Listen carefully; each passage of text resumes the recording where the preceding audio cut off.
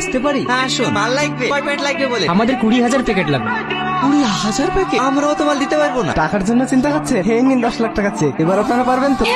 Sir, import and export company আমাদের মাল নিচ্ছে না। বাজারে একটা নতুন কোম্পানির মাল ঢুকেছে, সেই মালটাই তারা নিচ্ছে। এ তুমি কি বলছো? আমাদের মাল যদি সাপ্লাই না হয় আমার 2 কোটি টাকা লস হয়ে যাবে। দেখুন, এই মুহূর্তে আমরা আপনার কোম্পানির সঙ্গে ডিল করতে পারছি না। আরে টনি বাবুজি, আপনার কোম্পানির সঙ্গে এই ডিলটি করতে পেরে আমরা ভীষণ খুশি। আমার প্রজেক্ট সব রেডি আছে, এখানে সব করে দিন। আগামী কালকের মধ্যে যদি আপনি ব্যাংকে টাকা জমা না দেন, আপনার কোম্পানি ও বাড়ি ব্যাংক দুটোই নিলাম করে দেবে।